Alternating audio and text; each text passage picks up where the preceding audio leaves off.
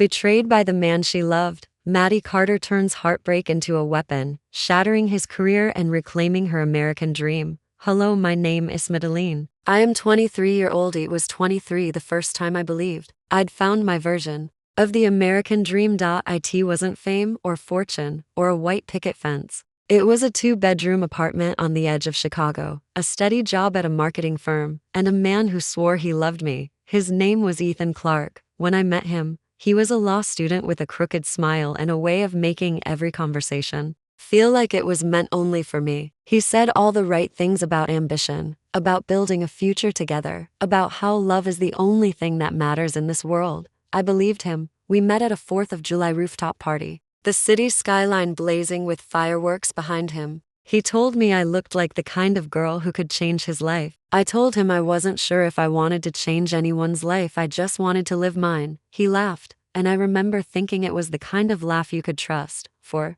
the first year, it was perfect. Ethan studied, I worked, and we planned our future in quiet, late-night conversations. He'd say things like, "When I make partner, we'll get a house near the lake. You can quit your job if you want. We'll travel."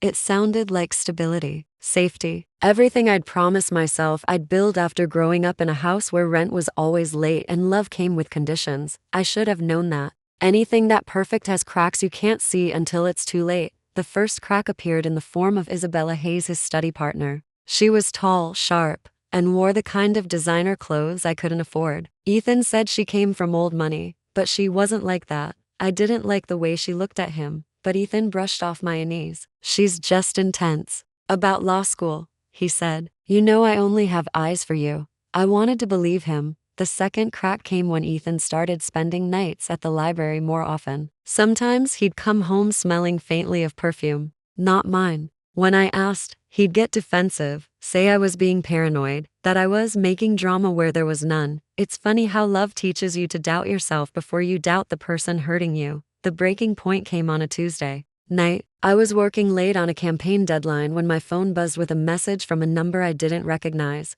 "You should know your boyfriend is with Isabella. Check the W Hotel, room 1412. My hands went cold. I stared at the screen for a full minute, trying to convince myself it was a prank. But something in my gut, something I'd been ignoring for months, told me it was the truth. I didn't go to the hotel. I didn't need to, because at Ethan stumbled into our apartment, tie loose, hair mussed, smelling of perfume so strong it felt like a slap. He kissed me like nothing was wrong, like he hadn't just set fire to the life we'd been building. I let him, because in that moment, I realized I wasn't going to confront him. I was going to destroy him. You see, my father had taught me two things before he walked out when I was 16. Never let anyone see your hand before you play it. Revenge is only satisfying when it costs them more than it cost you.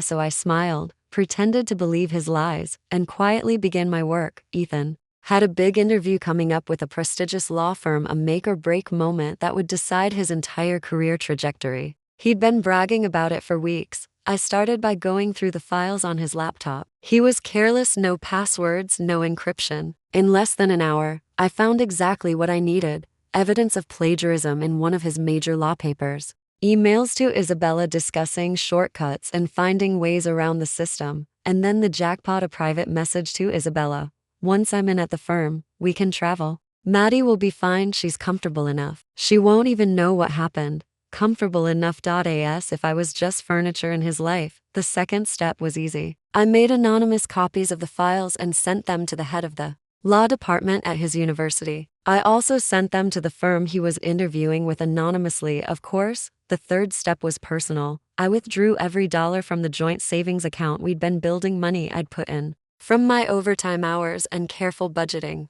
He hadn't contributed a cent. On the day of his interview, Ethan left in his best suit, confident and smug. By noon, he was back, pale, furious, and shaking. "They accused me of plagiarism," he shouted. "Someone sent them my private emails. My professor says there's going to be a hearing. This is career-ending, Maddie." I looked him in the eye and said, "Good." The truth hit him slowly, like the sun rising over a battlefield. His face twisted, first in confusion, then in realization, then in something like fear. "You did this," he said. "Yes," I replied. "Because you lied to me. You used me. And you thought I'd never know.